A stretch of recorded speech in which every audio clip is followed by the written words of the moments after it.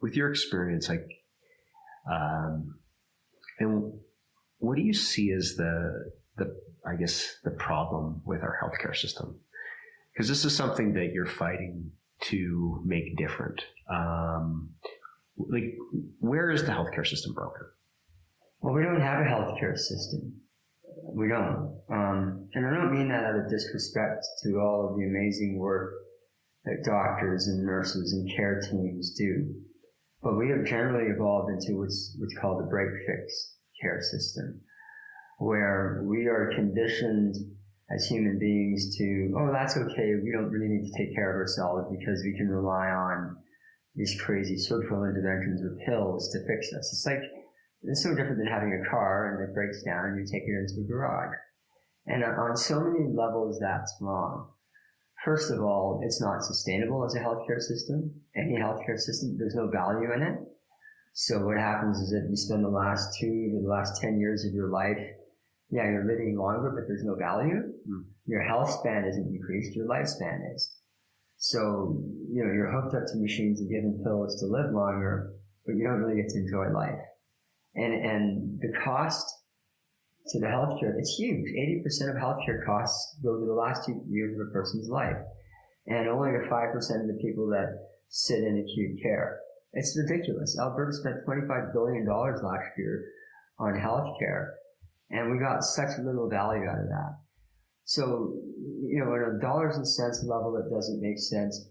For the doctors themselves, it's dehumanizing for them because they're not getting the spiritual time with patients that they need. They're stressed out. They're not getting the social time with patients. And what I mean by that is a good doctor, any doctor who goes to medical school, can simply sit down and listen to what you're telling them while you're there.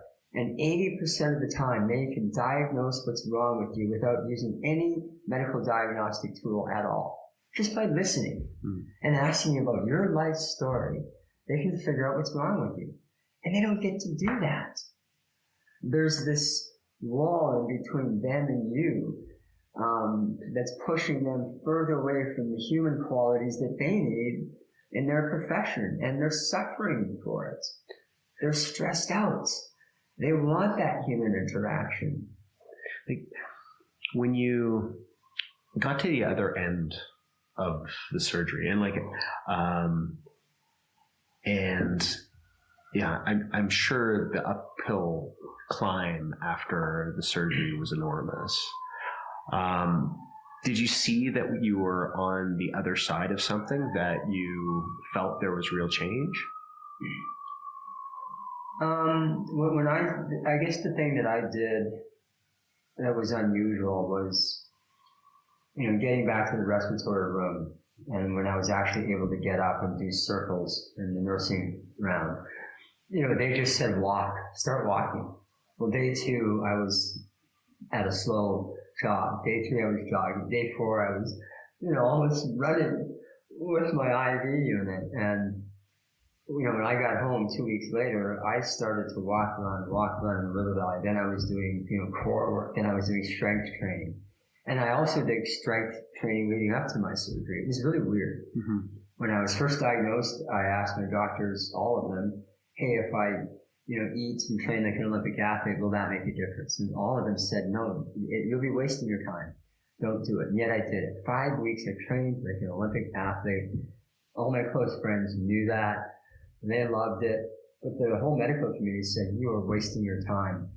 And we know today that prehabilitative medicine, strength training, aerobic training, prior to any type of cancer surgery, radiation, chemotherapy, immunotherapy, if you do that, it makes you stronger going in, so you're stronger going out. It has so many benefits to the patient. The way that they respond to treatment, it reduces the likelihood that they'll get cancer again. So I was lucky that I did that. And I did that 17 years ago. And if you look at where the world of cancer is today, where it's moving away from take pill, kill a cancer, do chemotherapy, kill cancer, it's moving away from that type of thinking more into a metabolic oncology, where they're now looking at what can the patient actually do. They're promoting exercise, pre-clinical intervention, post-intervention. There's some clinical studies worldwide where they're looking at ketogenic diets combined with certain chemotherapy drugs that enhance the efficacy of the drug. And they're realizing that there needs to be a stronger relationship between the doctors and the patients to deal with cancer. And the biggest thing that you can do in that realm is, quite simply, prevention. It's simple things. Prevention. Move a little more, eat a little better, rest a little better. You can prevent 40 to 50% of cancers. I mean, that's huge. When you finish your surgery and, you had a goal, right, after your surgery, and it wasn't to beat cancer. It was to help other people, which, I don't think the average person kind of thinks about. They just want to get over whatever their ordeal is. Mm-hmm. And you've raised, over that time, you raised over $5 million for various charities. Mm-hmm. What was the approach? What was going through your head to decide to do that instead of just, focus on yourself? I did not want to remember as a cancer survivor. I didn't want my identity to be he survived cancer. If I didn't make it, I wanted my 3 boys to know that Dad helped others. That's, if I died of cancer, I didn't want to be remembered that cancer took my life. I wanted to be remembered as the guy that just tried to help others. That would be my identity. So I actually saw cancer as an opportunity. I was actually happy that I got cancer when I did because I was so stressed out. I mean, that's weird. A lot of people don't know that. It was like, I get a time out. If I die, I'm going to get a time out. I wasn't 100% thrilled with the surgery and the pain and everything I went through, but there was a part of me that was happy, and a bigger part of me that was even happier that I gave myself the opportunity with intention to, I'm going to help others. And if that's what I'm remembered for, whether I beat cancer or not, that's who I want to be remembered for. Mm-hmm. And if you think about that, if the 25,000 Albertans are going to be diagnosed with cancer, if we can get them all to think that way, and the moment that they're diagnosed, that, we're sorry that you have this disease, but if you can start to work on yourself, not work on yourself, but just discover things that are unique about yourself, and maybe however small they are, use that to help others, that's big. That's what people will remember you for. If you have a passion for coaching soccer, and you can go out and coach or help co-coach a youth soccer team or whatever, that's the thing that people will remember you for, not the cancer part, right? It's a horrible disease. And that's one way to shift the mindset to not only beat the disease, but there's some very, very powerful research coming out of Stanford that actually supports the neurobiological connection where you can actually impact your body's ability to heal itself. You might not heal your cancer, but you can boost your immune system to the degree that it might make the cancer treatments work better, or you can respond better to them. The work is fascinating. Mm-hmm. And for the first time this year, late last year, they're getting clinical evidence that shows this to be the case. And Sid Mukherjee, who authored the book, The Emperor of All Maladies, it's a biography on cancer, he would hate me saying this right now.